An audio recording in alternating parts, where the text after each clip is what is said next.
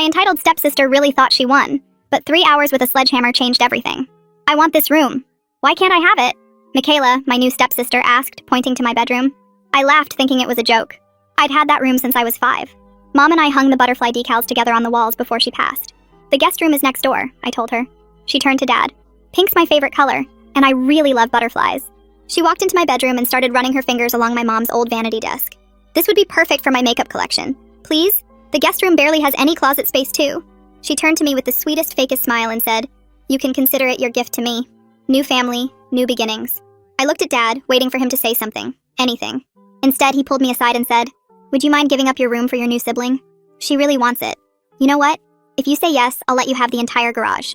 You can decorate it, renovate it, bring your mom's things down there. The garage was almost 3 times bigger than my bedroom, and I'd be the only one on the first floor. It was perfect. I grinned and hugged him tight. Deal. Michaela laughed when she heard I got downgraded to the garage and told me to say goodbye to my pink room my mom had painted.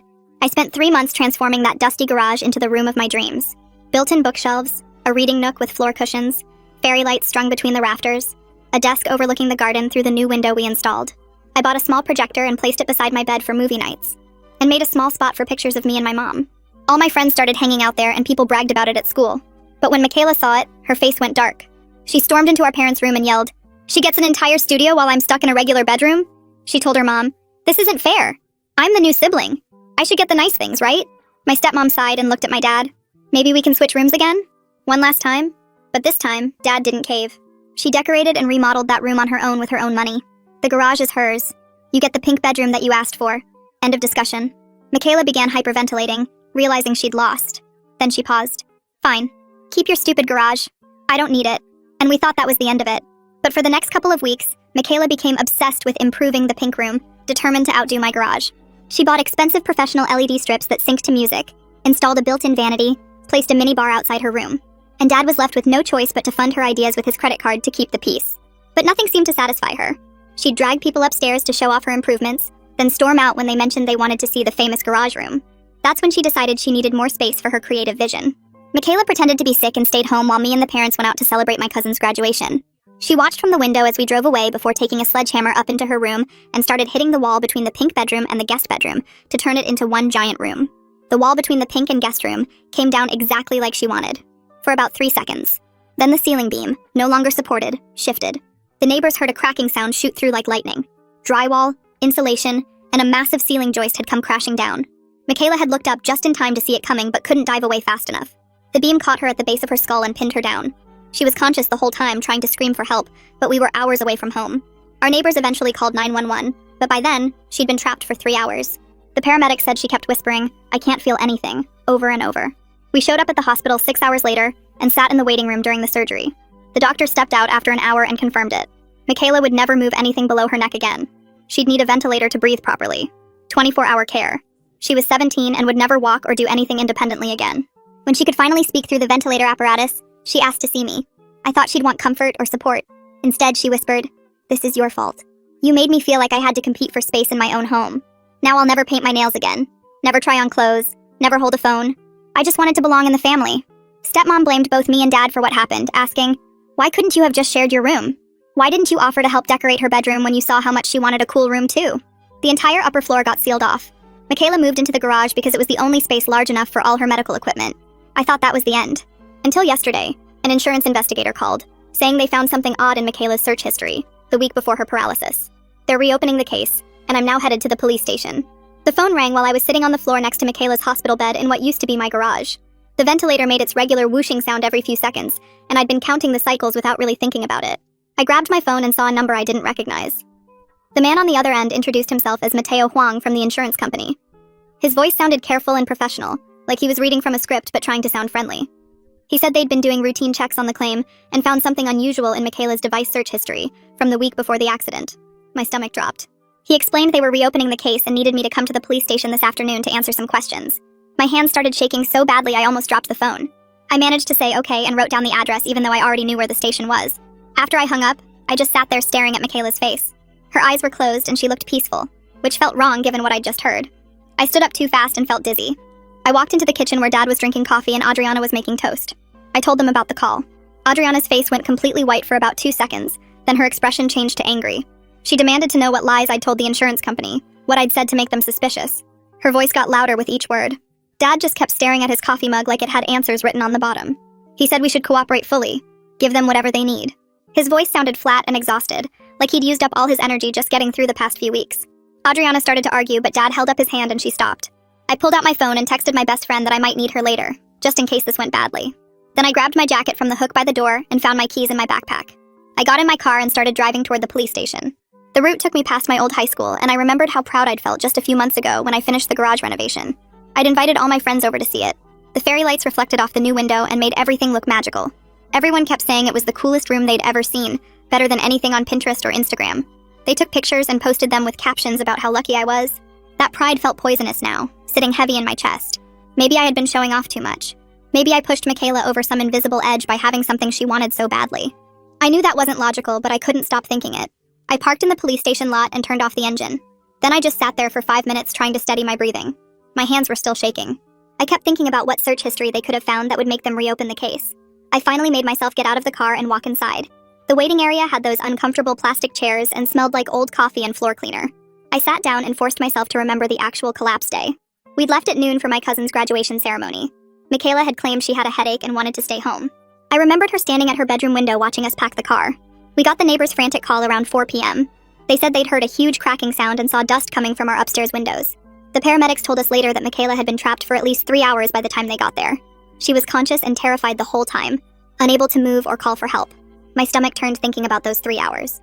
What she must have felt lying there knowing something was horribly wrong with her body. The waiting room clock said 2:15 p.m., and I wondered how long I'd have to wait. A woman came out about 10 minutes later and walked straight toward me. She introduced herself as Detective Leilani Santos and shook my hand firmly. Her eyes looked kind but serious. She led me down a hallway to a small interview room that smelled like old coffee and cleaning solution. The table was metal and cold when I accidentally touched it. She pulled out a chair for me and then sat across the table. She explained this was just an informational interview, that I wasn't under arrest or being accused of anything. She said I had the right to have a parent or attorney present if I wanted one. I told her I'd answer questions on my own because I had nothing to hide. That was true. I didn't know what they'd found, but I knew I hadn't done anything wrong.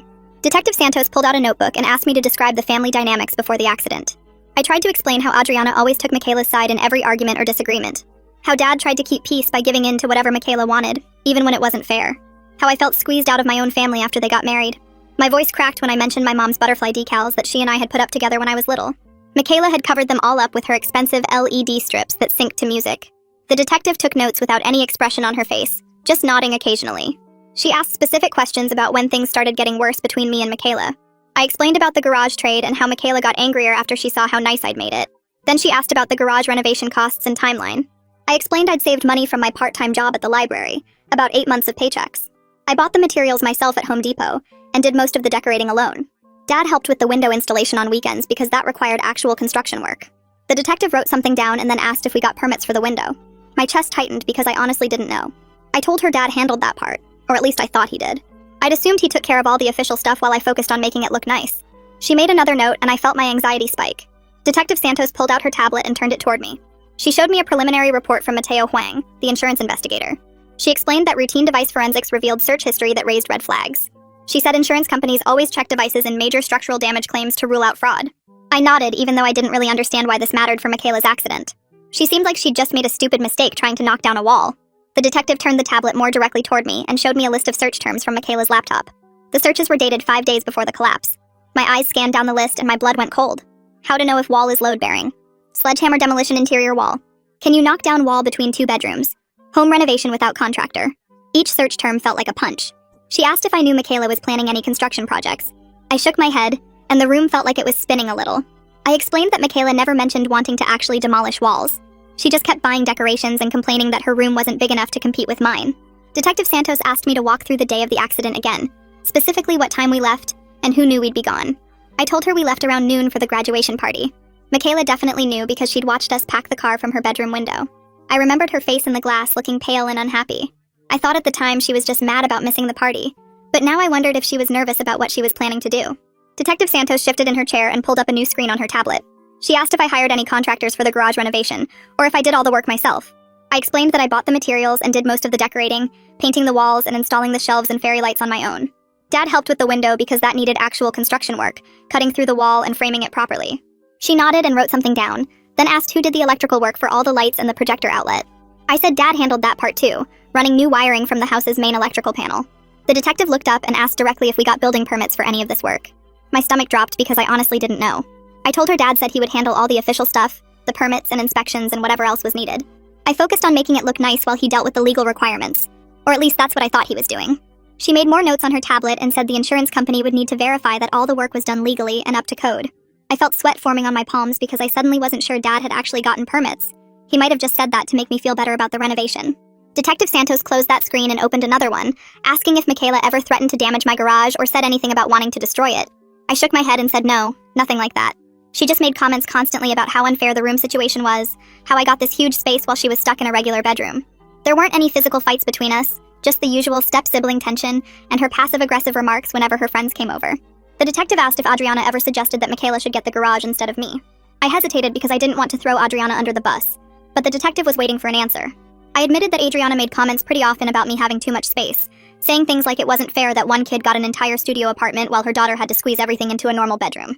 She never directly said Michaela should take the garage from me, but she definitely implied that I was being selfish by keeping such a big space to myself. The detective's voice got quieter, and she asked me to describe exactly what Michaela said at the hospital when she accused me. I took a breath and repeated what I remembered. How Michaela said it was my fault for making her feel like she had to compete for space in her own home. She said I made her feel worthless and invisible, that she just wanted to belong in the family but I had to have the coolest room and all the attention. My voice started shaking as I talked because part of me genuinely wondered if she was right, if I had been showing off too much with the garage and pushed her into doing something desperate. Detective Santos asked gently if I believed I caused the accident. I said I didn't know anymore, that everyone kept saying if I had just shared my room or helped Michaela decorate hers then none of this would have happened. Maybe they were right. Maybe I was selfish and this was partly my fault for not being a better sister. Detective Santos closed her tablet and set it on the table between us. She explained that depending on what the full investigation revealed, there could be several legal issues around the demolition. If Michaela intended to cause damage to the house, that could be one thing. If the renovation work on my garage was done without permits, that was a code violation. If anyone else was involved in planning the demolition or knew about it beforehand, that opened other questions.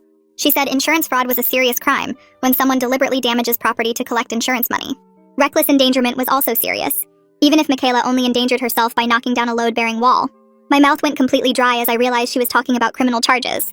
I asked if Michaela could go to jail, and the detective said probably not given her current condition, but there could be fines and legal consequences for the family. Dad could face charges if the garage work was done illegally. Adriana could face issues if she knew about or encouraged the demolition plan. The detective asked if I would consent to having my phone and laptop examined by their tech team. She said they needed to verify that I had no knowledge of Michaela's plans, that I wasn't involved in any way. I agreed immediately, unlocking my phone right there and sliding it across the table.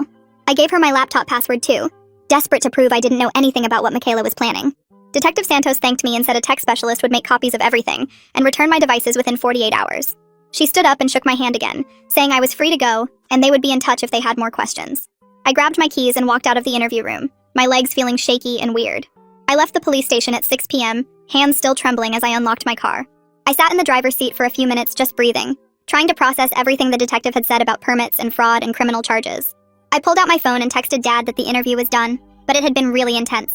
He responded an hour later with just okay, and nothing else. No questions about what they asked or how I was feeling. I drove home and pulled into our driveway, then sat there for another 20 minutes watching the garage lights glow through the window. The space that used to make me so proud now felt like evidence of something wrong, like maybe I shouldn't have made it so nice. I finally forced myself to get out of the car and go inside. The next morning I was pouring cereal in the kitchen when I heard Dad's phone ring. He answered, and I watched his face change from confused to completely pale as he listened to whoever was calling. After he hung up, he told me and Adriana to sit down at the table. Mateo Huang, the insurance investigator, had found more searches on Michaela's phone from the week before the accident. Dad's voice was flat as he read from the notes he'd taken during the call. Michaela had searched, how long does insurance claim take? And, does homeowner's insurance cover accidental demolition? And, what happens if you damage house without permit? Adriana started crying immediately, saying Michaela couldn't have understood what those searches meant. She was just a kid researching random things. But I could see in Dad's face that he knew what I knew, that Michaela had been planning this and thinking about the insurance angle. Later that morning, Mateo sent a follow-up email with more details from the forensics report. Dad opened it on his laptop and we all crowded around to read. Michaela had also searched, can you get in trouble for knocking down wrong wall, and structural damage insurance payout average, 2 days before the accident. The timeline made it clear that she knew there was risk involved, but researched whether insurance would cover any damage that happened. I felt sick reading it, this evidence that Michaela had actually thought through the consequences, and gambled that Dad's insurance would fix whatever went wrong.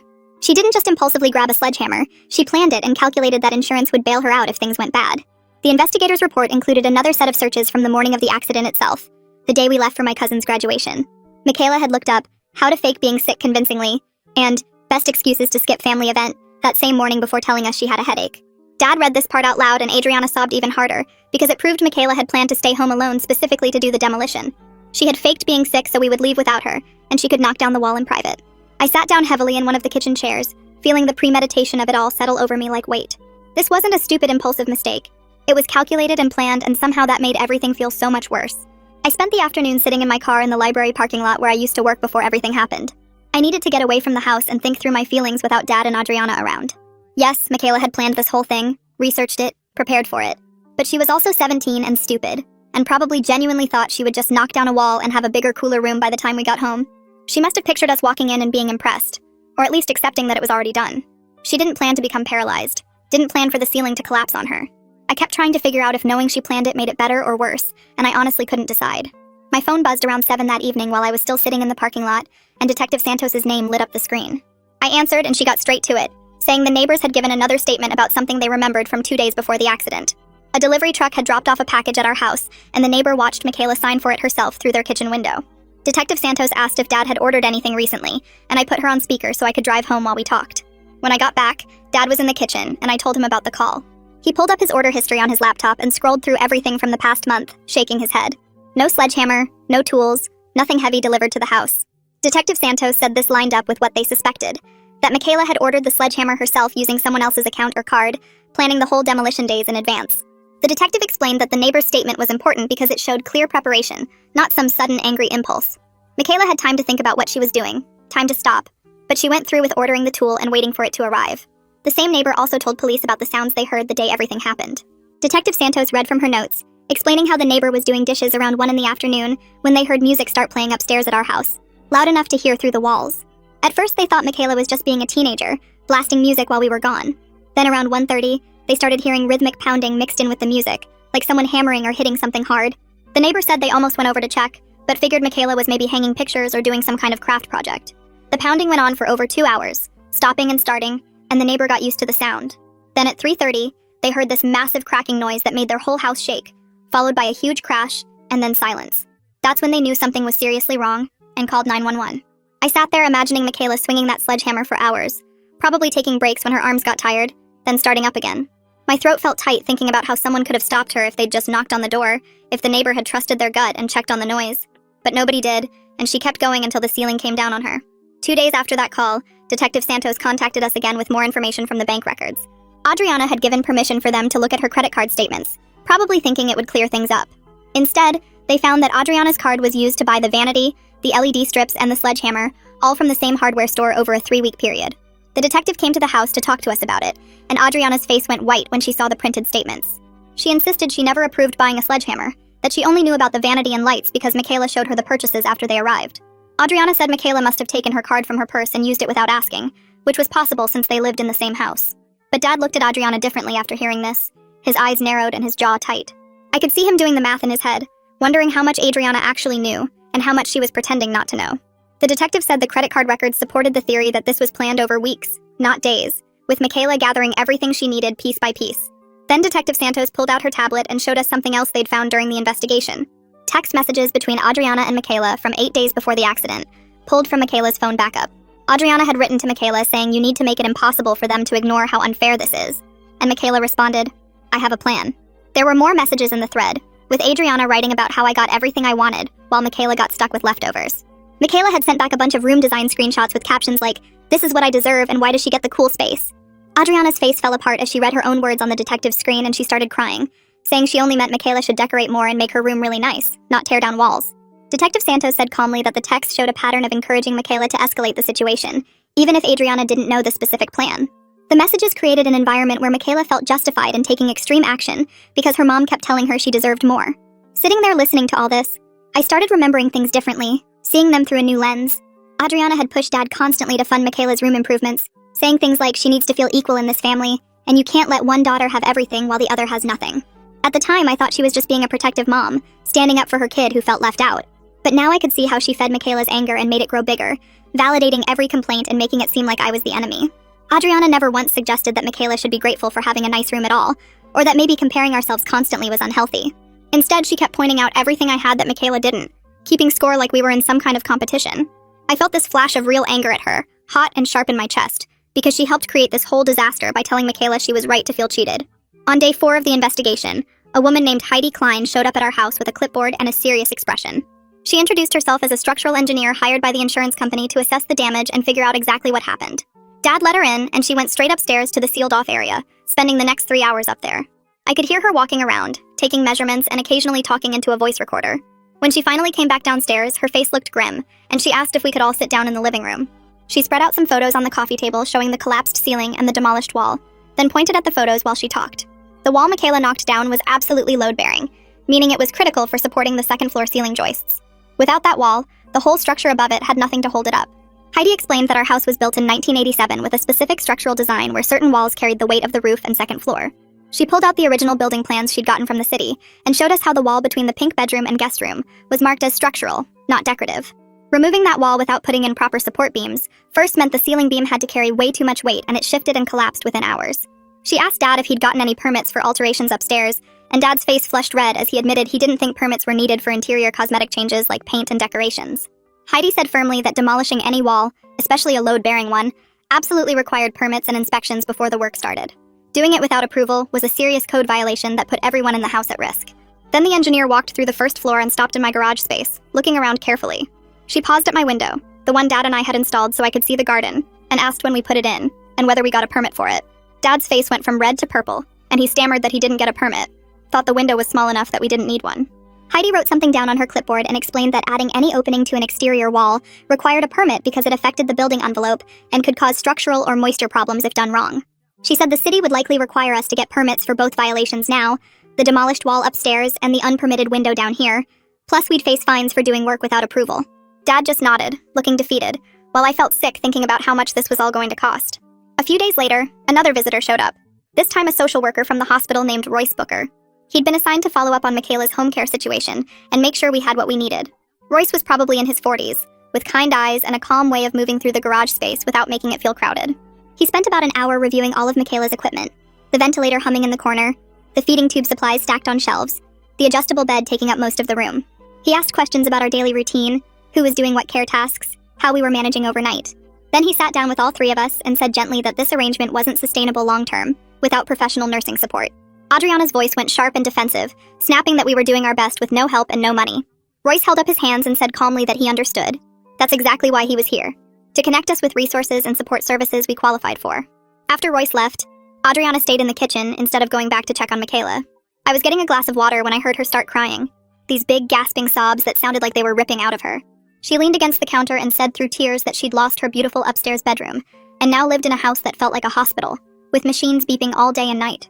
Then she looked right at me with red, swollen eyes and said the garage was supposed to be my punishment for being selfish, a way to teach me that I couldn't always get what I wanted.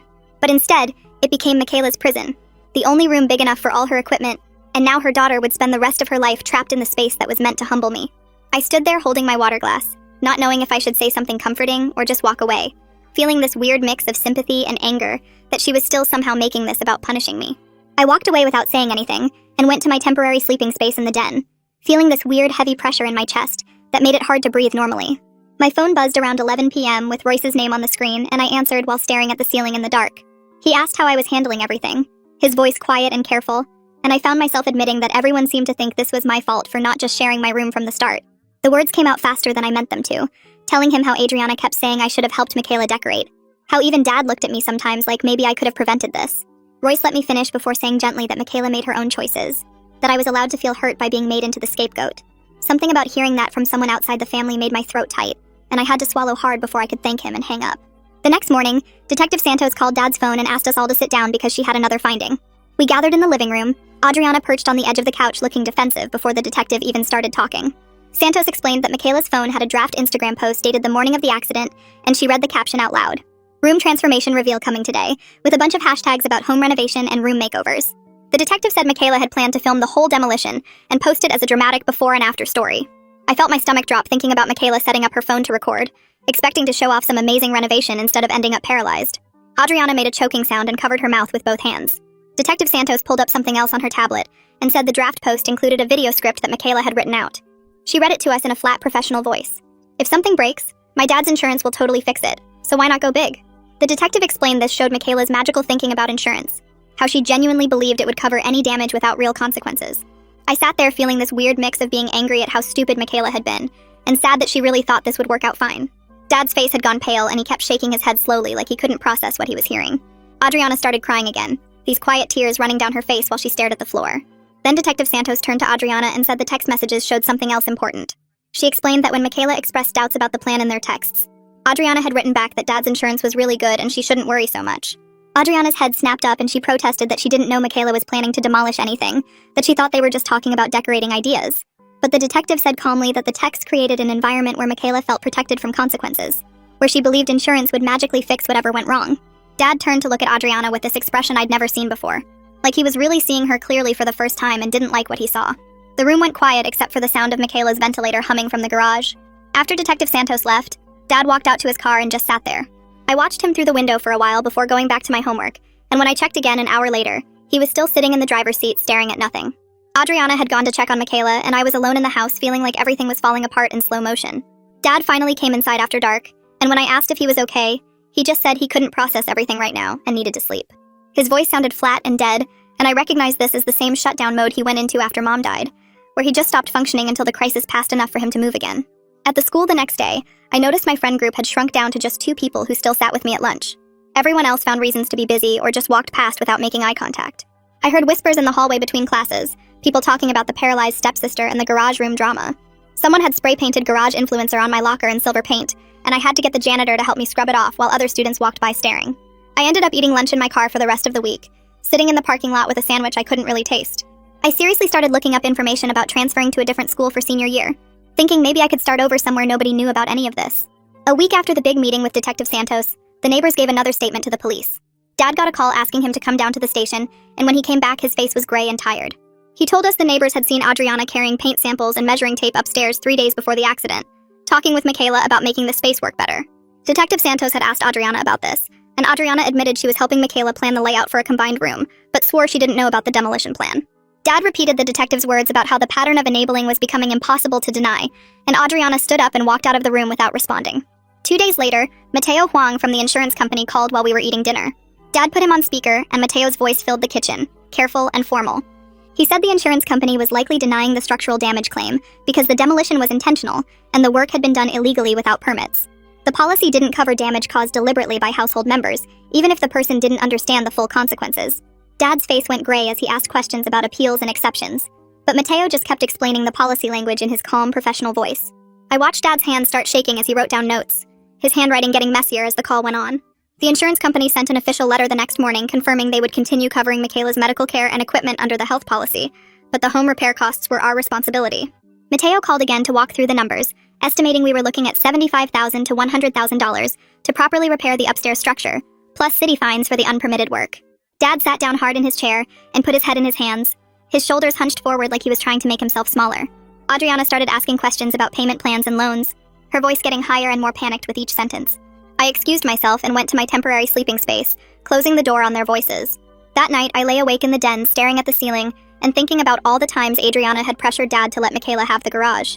I remembered her saying things like, "You're choosing your daughter over my daughter," making it sound like Dad was being unfair by letting me keep the space I'd renovated.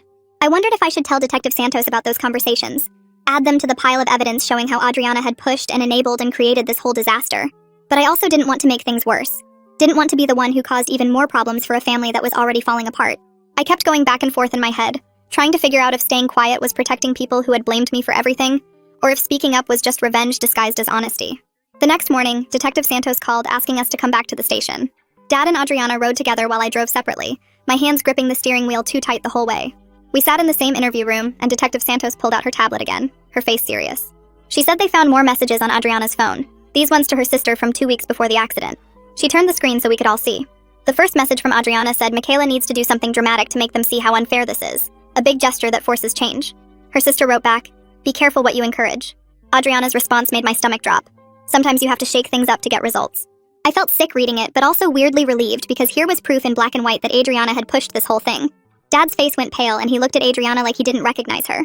Adriana started crying and saying she didn't mean Michaela should destroy anything. She just wanted her to speak up more. Detective Santos let her finish, then explained that while the messages were bad, Proving criminal intent for insurance fraud or contributing to delinquency of a minor meant showing Adriana knew about the specific demolition plan. The texts showed bad judgment and enabling behavior, but probably not enough for criminal charges. She said the burden of proof was really high and prosecutors were unlikely to file charges against a mother whose daughter was now paralyzed. The detective's voice was kind, but firm when she said this, like she wanted us to understand the legal reality, even if it felt unfair. Dad asked if that meant Adriana wouldn't face any consequences, and Detective Santos said the consequences were already happening, just not criminal ones. We drove home in silence, and I went straight to my temporary room in the den. 2 days later, a man knocked on our door holding a clipboard and introduced himself as Anders McKay from the city building department. He said he was here to inspect the property following the structural collapse report. Dad let him in, and Anders spent an hour upstairs examining the sealed-off area, taking photos and making notes. When he came back down, he handed Dad a violation notice listing unpermitted demolition upstairs and unpermitted window installation in the garage. He went through each violation carefully, explaining that any wall removal required permits and inspections, and adding a window to an exterior wall needed approval too. He outlined a plan where we had to hire a licensed contractor, get proper permits, and bring everything up to code. The fine started at $2,500 and would increase if we didn't begin fixing things within 30 days. Dad's hand shook as he signed the notice, and Anders said he was sorry, but the city had to enforce the codes. After he left, Dad sat at the kitchen table staring at the violation notice, and I could see him doing math in his head about how much this was all going to cost. Adriana came downstairs and asked what happened, and when Dad showed her the notice, she started crying again, saying they couldn't afford any of this. I went back to my room because I couldn't handle watching them fall apart. The next afternoon, Royce Booker came back, the social worker from the hospital. He brought a thick folder of paperwork and sat down with all of us in the living room. He said he put together a care plan proposal that would make things easier for everyone. The plan included 12 hours per day of in-home nursing care covered by Medicaid, from 8 in the morning to 8 at night. He explained that family members would need to handle the remaining shifts overnight, but he'd set up training so we knew what to do. Royce went through the details of what Adriana and Dad would need to learn, things like ventilator management, feeding tube care, and how to position Michaela to prevent bed sores. He said the training started next week and required 40 hours of classroom work plus practical sessions. Dad took notes while Royce talked, asking questions about schedules and what happened if someone got sick. Adriana sat quiet the whole time, not asking anything. Royce left copies of all the paperwork and said he'd call in a few days to confirm the training schedule. Dad and I showed up at the hospital the following Tuesday for the first caregiver training session. Adriana was supposed to come, but called that morning saying she felt sick. The instructor was a nurse who'd worked with ventilator patients for 20 years. She had us practice on mannequins first, showing us how to suction Michaela's breathing tube when secretions built up. My hands felt clumsy holding the suction catheter, and I kept worrying I'd hurt someone if I did it wrong. Dad's hands shook the whole time, but he kept trying, asking the instructor to show him again when he messed up. We learned how to check the ventilator settings, what the alarms meant, and how to respond if something went wrong. The instructor made us practice each skill until we could do it without thinking, and by the end of the 3-hour session, my back ached from bending over the mannequin. Dad thanked the instructor and asked when the next session was, writing down the date in his phone. Walking out to the parking lot, I felt exhausted, and we still had 3 more sessions to go. Detective Santos was waiting by my car in the parking lot. She said she wanted to catch me alone for a minute. Her voice was quiet when she suggested I start keeping track of any concerning interactions at home, just in case. She didn't say in case of what, but I understood she was worried about Adriana's blame patterns getting worse. I nodded and said I would. That night, I opened a new note on my phone and titled it Journal, adding the date to the first entry. I wrote down what Adriana had said that morning about being too sick for training and how she'd blamed me again yesterday for making Michaela feel competitive. It felt weird documenting my own family like they were suspects, but Detective Santos wouldn't have suggested it without a reason. 3 nights later, I woke up to Michaela's ventilator alarm beeping. I got up and went to the garage, my eyes adjusting to the dim glow of the medical equipment. Michaela was awake, her eyes tracking me as I came closer. I checked the ventilator display and saw it was just a position alarm, nothing serious. Through the speaking valve, she whispered that she didn't think the ceiling could actually fall. She said she just wanted a bigger room like mine, that she thought Dad's insurance would fix any small problems. Then her face changed and got hard, and she said if I hadn't made such a big deal about the garage, she wouldn't have felt so desperate to compete. I didn't argue or defend myself, just adjusted her pillow and reset the alarm. Her eyes followed me as I moved around the bed, and I wondered if she actually believed what she was saying, or if it was just easier than accepting the truth. Walking back to the den, I thought about what Michaela had said. I realized her blame was the only way she could cope with being trapped in a body that didn't work anymore. She couldn't accept that her own choices did this because that would mean she destroyed her own life for nothing. It was easier to make it my fault, to have someone to be angry at instead of drowning in regret. I felt a weird mix of compassion and frustration, understanding why she needed a target, but hating that I was it. I added this to my journal entry, noting the time and what she'd said. 3 weeks after my first police interview, Dad finally agreed to meet with a family attorney. Her name was Serafina Calderon, and her office was in a tall building downtown with big windows overlooking the city. We sat in her conference room and she spent an hour reading through all the evidence we brought, the text messages, the violation notices, the insurance denial letter. When she finished, she looked up and told us straight out that criminal charges were unlikely. She said no prosecutor wanted to charge a paralyzed teenager or her grieving mother. The optics were terrible. However, she continued, we should expect the insurance denial to stand. the city fines to proceed, and possibly Child Protective Services getting involved for family support services. Dad asked about appeals, and Serafina said we could try, but the insurance policy language was clear about intentional damage. She started explaining our options for the city violations and how to work with CPS if they showed up. I made a decision right then and interrupted Serafina. I told her everything about Adriana's pressure tactics, how she'd pushed Dad to give Michaela the garage, how she'd enabled every escalating demand Michaela made. Dad looked uncomfortable, but he didn't stop me from talking. I explained the pattern of Adriana making Dad feel guilty for having boundaries, how she'd funded all of Michaela's expensive room improvements while complaining that I had too much space. Serafina took notes and said this context was important for understanding the family dynamics, even if it didn't change the legal outcome. She suggested family mediation once the immediate crisis stabilized, saying we needed a neutral third party to help work through all the blame and resentment. Dad agreed to think about it, and we scheduled another meeting for 2 weeks later. Driving home, I felt lighter somehow. Like saying everything out loud to someone official made it more real and less like I was going crazy. 3 days later, Detective Santos called while I was making lunch and asked if we could all come in Friday at 2 p.m. for a final meeting about the investigation. She explained that representatives from the insurance company, city building department, and social services would be there to present their findings and recommendations. Her voice was calm but official, like she was checking items off a list. I told her we'd be there and hung up feeling weird, like this was the last chapter of something, but I didn't know if it ended well or badly. Dad took the day off work for the meeting and we drove to the police station in silence, Adriana sitting in the back seat staring out the window. The conference room was bigger than the interview room, with a long table and too many chairs. Detective Santos sat at the head with her tablet and folders spread out in front of her. Mateo from the insurance company sat on one side wearing a dark suit, and Anders from the city building department sat across from him with a clipboard. Royce came in last carrying a leather bag and gave me a small nod before sitting down. Detective Santos started by thanking everyone for coming and said she wanted to walk through the complete timeline of events so everyone understood what happened and why. She pulled up her tablet and turned it toward us, showing a chart with dates and search terms. She explained that 5 days before the collapse, Michaela searched for information about load-bearing walls and sledgehammer demolition. Then 2 days later, she researched insurance coverage for accidental damage. The morning of the collapse, she searched how to fake being sick convincingly. Detective Santos spoke in a steady voice, just presenting facts without judgment, but each detail felt like a weight dropping on my chest. She showed the neighbor's statement about the sledgehammer delivery and the timeline of the demolition itself, how Michaela spent over 2 hours hitting the wall before it came down. Then she pulled up the text messages between Adriana and Michaela, the ones where Adriana wrote about making it impossible to ignore how unfair things were, and told Michaela not to worry about insurance. Adriana sat completely still next to Dad, her hands folded on the table, not looking at the screen. Dad pulled out a pen and started taking notes on a legal pad, his hand shaking enough that his writing came out wobbly. Mateo spoke next and explained that based on the evidence of intentional demolition and unpermitted work, the insurance company was denying the structural damage claim. He said the policy clearly excluded coverage for damage caused deliberately by household members, even if the person didn't fully understand the consequences. His voice was matter of fact, not mean, but not sympathetic either, just explaining business decisions. Anders went through the city violations, listing the unpermitted demolition upstairs and the unpermitted window installation in the garage.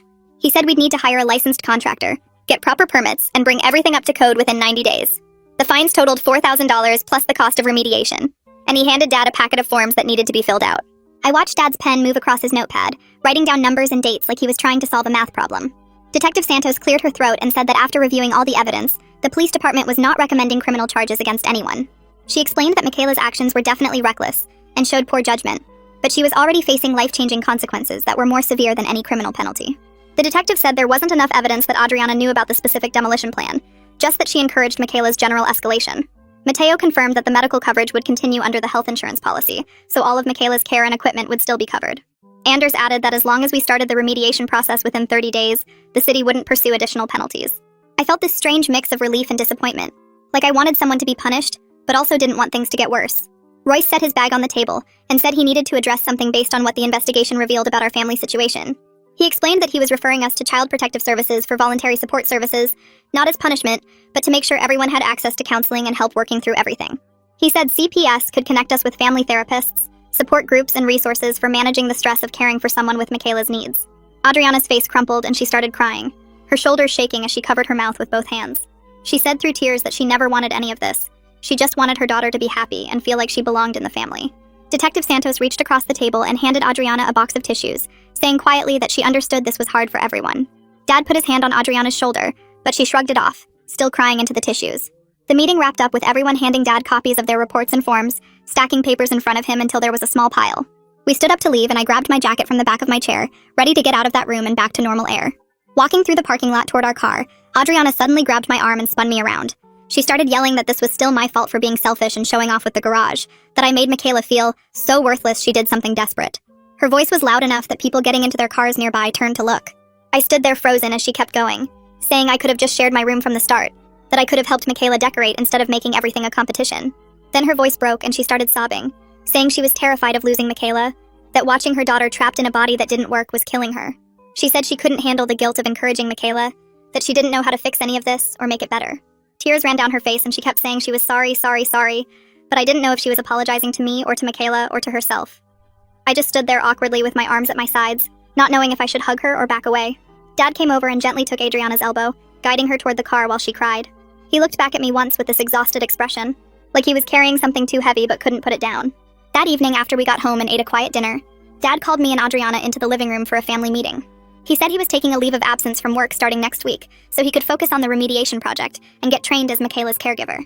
He'd already contacted a contractor about the upstairs repairs and set up a payment plan with the city for the fines. His voice was steady and clear, not shaky or uncertain like it had been for weeks. He sounded like someone who finally had a plan, like having concrete tasks to complete gave him something solid to hold on to. He showed us the contractor's estimate and the timeline for getting permits, walking us through each step like he was presenting a project at work. Adriana nodded along, wiping her eyes with a crumpled tissue. I listened and felt this weird sense of relief that Dad was actually handling things instead of just shutting down. I took a breath and told Dad and Adriana clearly that I would help with Michaela's care and cooperate with the house repairs. But I wasn't going to be the only caregiver or the family's punching bag anymore. I said I needed them to acknowledge that I didn't cause this, that Michaela made her own choices and the consequences were hers to live with. My voice stayed calm but firm, like I was drawing a line in the sand. I told them I'd do my part, but I also had school and college applications and my own life to think about. Dad nodded slowly, looking down at his hands. Adriana looked away toward the window, but didn't argue or protest, just sat there quietly. It wasn't a big emotional moment or a breakthrough, just a simple statement of boundaries that needed to be said. 2 days later, Royce came back with the nursing schedule printed out on official letterhead. He explained that a professional aide would cover 8 in the morning to 8 at night every day, and family members would split the overnight shifts between us. He pulled adaptive technology out of his bag, including a tablet Michaela could control with her eye movements, and a better speaking valve that worked more smoothly with her ventilator. He spent an hour showing us how to set up the eye gaze software and adjust the speaking valve.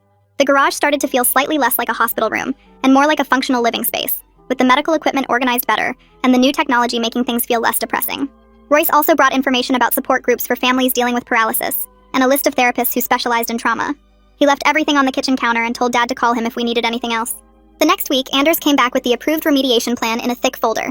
He explained that a licensed contractor would install proper support beams upstairs to replace the one that collapsed, repair all the ceiling damage, and retrofit the structure to meet current building codes. The garage window would be brought up to code with proper framing and weatherproofing so it was legal. The whole project would take 8 to 10 weeks and cost $82,000, which Dad said he was financing through a home equity loan. Anders walked through the permit process and inspection schedule, marking dates on a calendar he left with us. Dad signed all the forms right there at the kitchen table, his signature steady this time. I watched him initial each page and thought about how much money that was, how we'd be paying for Michaela's mistake for years. But at least we had a plan. At least things were moving forward instead of just sitting in this awful stuck place. A few days after that, a thick envelope arrived from the insurance company with their final decision letter. Dad opened it at the kitchen table while I made coffee, and I watched his face as he read. The letter confirmed that the structural damage claim was denied because of the intentional demolition and code violations, exactly like Mateo said at the meeting. But then Dad's expression changed slightly, and he kept reading. The insurance company was providing a $15,000 equipment stipend for Michaela's adaptive technology and home modifications to improve accessibility. It wasn't much compared to the $82,000 we'd lost, but Royce had said it would cover a ceiling lift system to help move Michaela and better ventilator equipment that was quieter and more reliable. Dad actually smiled a little bit reading that part, the first real smile I'd seen from him in weeks. He showed me the letter, and I felt this small flutter of hope, like maybe things could get slightly better, even if they'd never be good again. That weekend, I decided to reclaim a small piece of the garage for myself. I moved some of Michaela's medical equipment to one side and cleared out a corner near the window. I brought down the shelf Dad built for me years ago and set it up against the wall. On it, I placed the framed photos of Mom, the ones from our beach trip and her birthday dinner, and the silly selfie we took painting my old room pink. I added some of my favorite books, the worn copies of fantasy novels I'd read 100 times. It wasn't much, maybe 3 feet of space, but it felt like mine again. Michaela watched me through her eye gaze tablet, her eyes following my movements as I arranged everything. I walked over to her bed and told her I wasn't trying to take over her space, just claiming a tiny corner. Her eyes blinked twice, the signal we'd worked out for yes. The next day, I grabbed the nail polish collection from my bathroom and brought it to Michaela's bedside. I'd set up the projector on the wall earlier and queued up one of those mindless comedy movies we both used to watch. I pulled a chair close to her bed and took her hand, feeling the weight of it in mine, completely limp. She couldn't feel my fingers on hers, but she could see everything in the mirror positioned above her bed. I held up 3 bottles and she moved her eyes to pick the pale blue. I painted each nail slowly, carefully, wiping away the mistakes with remover. The movie played in the background, but neither of us really watched it. When I finished her left hand, I moved to her right, choosing a sparkly silver this time because her eyes landed on it. We didn't talk much, just existed in the same space without anger or blame hanging between us. It felt like the first peaceful moment we'd shared in months. Through her speaking valve, Michaela's voice came out thin and mechanical. She told me she wanted the attention and admiration my garage room got. She said she felt invisible in the family and thought a dramatic room transformation would make her special. The words came slowly, each breath regulated by the ventilator. She said she didn't mean for things to end up like this, but she stopped short of actually apologizing. I put down the nail polish and looked at her reflection in the mirror. I told her I knew she felt invisible, that I was sorry she felt that way. But what happened wasn't my fault. I said I understood wanting to feel special and wanting people to notice her. But I also said she made her own choices that day with the sledgehammer, and I couldn't take responsibility for those choices. I explained that I would help take care of her because she was family, but I couldn't fix the past. I said we both had to live with what happened now, and the only way forward was being honest about what we could and couldn't give each other. She blinked slowly, and I thought maybe she understood even if she couldn't fully accept it yet. Dad started acting different after the insurance letter arrived. He bought a huge wall calendar and hung it in the kitchen, the kind with big squares for each day. He spent an entire evening filling it in with different colored markers. Blue for nursing shifts, green for Michaela's therapy appointments, red for permit inspections, purple for my school schedule. Seeing everything laid out visually seemed to calm everyone down. We knew who was responsible for what and when. Adriana actually came into the kitchen while Dad was working on it and suggested moving my dentist appointment so it didn't conflict with Michaela's physical therapy. Dad added her suggestion and thanked her. She offered to handle the morning nursing coordination if Dad managed the evening shifts. It wasn't warm or friendly, but it was the first time I'd seen them work together on something in weeks. 2 months after the big meeting at the police station, the contractor finished the first major milestone. The new support beams were installed upstairs, and the ceiling was structurally sound again. Anders came to inspect the work, walking through the sealed-off area with his clipboard and measuring tools. He spent an hour checking everything before coming downstairs to tell us the work passed inspection. He said because we were in active compliance with the remediation plan, he was reducing our remaining fines to $1,500. Dad actually framed the inspection approval certificate like it was a diploma and hung it in the hallway. I understood why when I saw him looking at it later that night. It was proof we were fixing things. Proof we were moving forward instead of just drowning in the disaster. I started researching colleges during my lunch periods at the school. I looked up programs with strong disability support services, places that could help me understand what Michaela was going through. I narrowed it down to schools within an hour of home so I could still help with her care while building my own life. Dad found me at the kitchen table one night, surrounded by printouts, and helped me fill out the applications. He read through my essay about family challenges and said he was proud of me for not giving up on my future despite everything. I realized while we worked together that I could be part of this family and still have boundaries, still have my own goals and dreams. 3 months after the collapse, our house settled into a rhythm that felt almost normal on good days. Michaela had a functioning care routine with the nursing aide covering most of the day and family members splitting the night shifts. The upstairs repairs were 60% complete, the contractor showing up every weekday to work on the ceiling and walls. Money was tight and would be for years, the home equity loan payment showing up on Dad's bank statement every month. Family relationships were still fragile, conversations between Adriana and Dad still careful and formal. But we had systems in place and everyone was trying in their own way. Michaela would always be paralyzed, always need the ventilator and feeding tube and round-the-clock care. Some days were harder than others, days when the reality of what happened crashed down on all of us. But we were all still here, still trying, still figuring out how to live with the consequences of choices made in anger and fear and desperation. There were no heroes or villains in this story, just people learning to exist together in a situation nobody wanted.